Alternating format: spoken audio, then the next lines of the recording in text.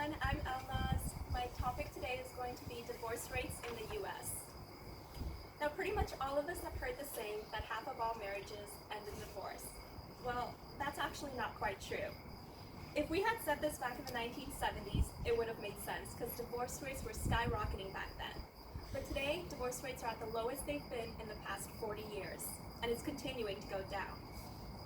So what's contributing to this decline? Well, the number one factor is that younger generations like the millennials are choosing to wait and delay getting married until they're more settled down in life. In terms of getting their education finished, getting their careers going, and being more financially stable before they make that commitment. And that, in a sense, helps put less strain on the relationship when they do get married.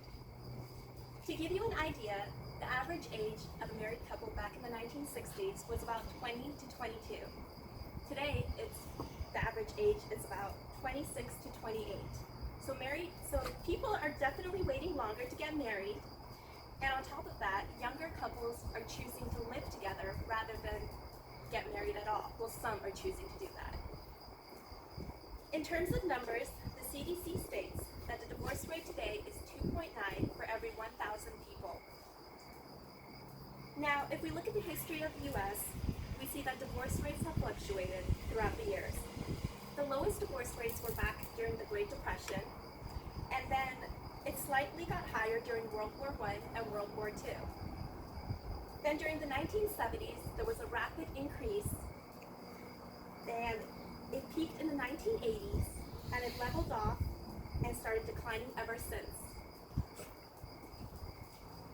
The changes throughout history are influenced by cultural, economic, social, and legal changes that have passed. The huge increase in the divorce rates in the 1970s was partly due to the feminist movement. This pushed more and more women to go out there and get higher paying jobs so that they didn't feel financially dependent and stuck in an unhappy marriage. On top of that, the no-fault divorce law passed in 1969, which pretty much opened the floodgates at this point.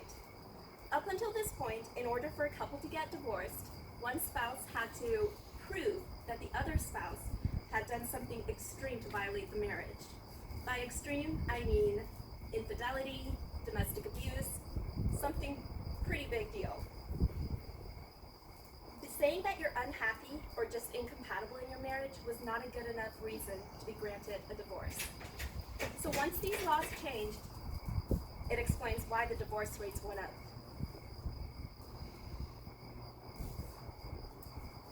If you're wondering why some couples have a higher risk of getting divorced than others, well, there are several factors. Age is one of them that we've already discussed. So a couple that gets married before 25 is at a higher risk of getting divorced. Children of divorced parents are at a higher risk of getting divorced. Those that are in their second or third marriage, the probability goes up with each marriage.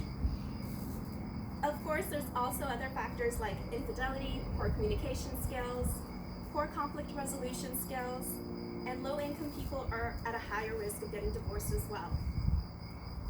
Now, to end this topic on a more positive note, even though it may seem like every time we look at a magazine or every time we talk to our friends and family, we learn that someone else got a divorce,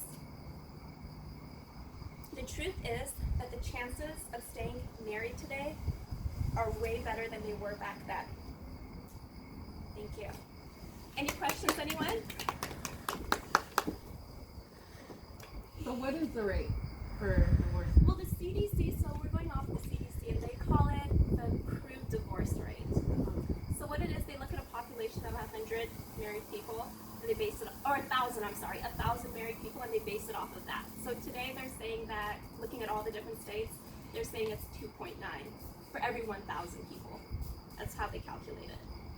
It's a little tricky, because they have to look at each and every state, but that's how they're. Okay.